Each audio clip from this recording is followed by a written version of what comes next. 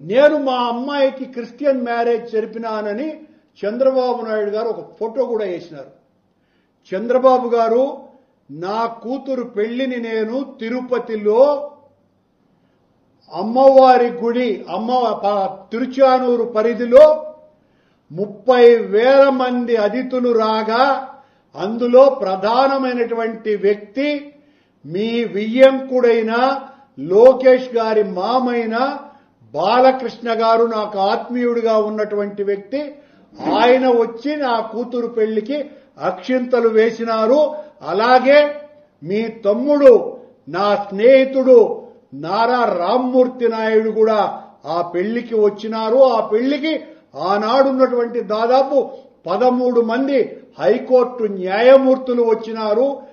నేను నా కూతురు పెళ్లిని హిందూ సాంప్రదాయం ప్రకారమే చేసినానని ఆ దేవదేవుని సాక్షిగా ప్రమాణం చేస్తున్నా. నా వియ్యంకులు చేసినటువంటి పెళ్లికి నేను నా కూతురు తండ్రిగా హాజరైనాను. ఇక్కడేం దాచుకొని నేను మీలాగా అబద్ధాలు చెప్పేటువంటి మనిషిని కాదు.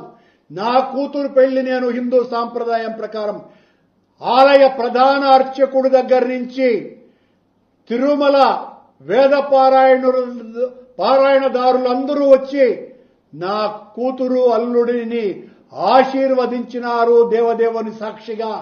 ఆ పెళ్లిలో వేద మంత్రోచ్చారణల మధ్యన నా కూతురి పెళ్లి జరిపినాను. మీరు శాసనసభలో ఆ ఫోటో వేసి నన్ను క్రిస్టియన్ గా మీరు చూపిస్తే, చంద్రబాబు గారు ఇదిగో మీరు బైబిల్ పట్టుకొని ఉన్నారు, మీరు బైబిల్ పట్టుకున్నారు కాబట్టి నేను క్రిస్టియన్ అంటే, నన్ను క్రిస్టియన్ అంటున్నారు కదా మీరు, మరి మీరు బైబిల్ పట్టుకున్నారు.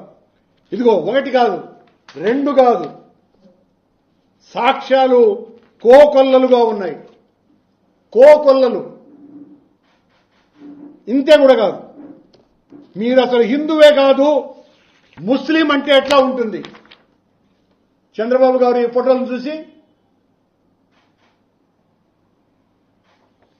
మరి పవన్ కళ్యాణ్ గారు 3వ భార్య ఓ క్రిస్టియన్ కదా, మరి పవన్ కళ్యాణ్ గారు సనాతన ధర్మ పరిరక్షకుడిని పెద్ద హిందువునని చెప్పుకుంటున్నారే, మరి ఆయన్ను క్రిస్టియన్ అనండి. మరి నన్ను ఎలా అంటారు క్రిస్టియన్ అని?